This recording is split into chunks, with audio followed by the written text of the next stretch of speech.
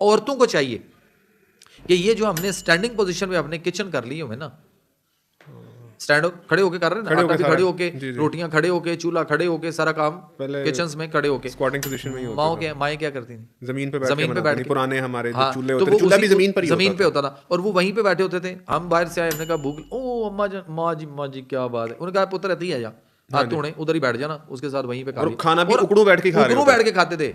क्योंकि अक्सर जो किचन होते थे गांव देहात में वो मट्टी के होते थे, मट्टी के होते थे, सेन में होते थे सर, मट्टी की हांडी होती थी, मट्टी के बर्तन होते थे। हमें कोई स्टील पे ले गया, कभी हमें सिल्वर पे ले गया। सिल्वर की भी रिसर्च आ गई कि उसने क्या बेड़ा गर्क किया कौम का। एल्युमिनियम तो कैदियों को दिया जाता था ताकि स्लो पॉइजन हो और वो मरे।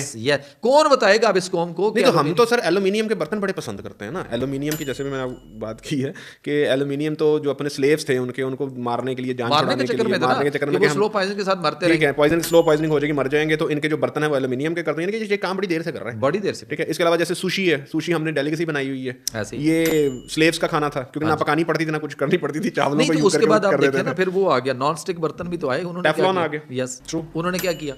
तो सर ये जो फिर रही कसर, हमारे पास माइक्रोवेव ओवन आ गया, उसने क्या किया? माइक्रोवेव सर क्या उसका नुकसान? जापान ने सारे उठा के फेंक दिए बाहर, जापान ने सारे माइक्रोवेव फेंक दिए।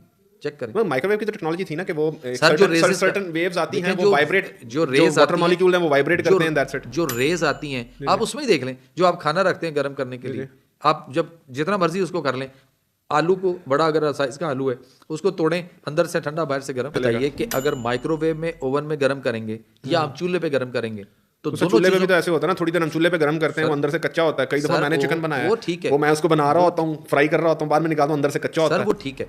आप ये देखें, सिर्फ ये देखें कि सालन आपका चूल्हे पे गर्म करने के बाद बुलबुले मारेगा, पता चलेगा खराब है, या माइक्रोवेव में मारेगा? उधर भी मार देगा सर, उधर नहीं इतना। सर मैं कह रहा हूँ सर, आप रखें, केक बन जाते हैं माइक्रोवेव में सर। ना केक बनना और बात है सर, नहीं केक नहीं, सालन भी बुलबुले मारता है सर। सालन को जब आप गर्म करेंगे ना चूल्हे पे, फिर वो बताएगा कि ये बासी है, खराब हो चुका हुआ है या ठीक है। नहीं तो माइक्रोवेव में इसका मतलब पता नहीं चलेगा, नहीं पता चलता, तो बचत नहीं होगी सर। क्या तो फिर बचत होगी, सालन आपको नहीं बनाना पड़ेगा, आप बासी ताफन वाला खाएंगे, अंदर की बचत कैसे होगी?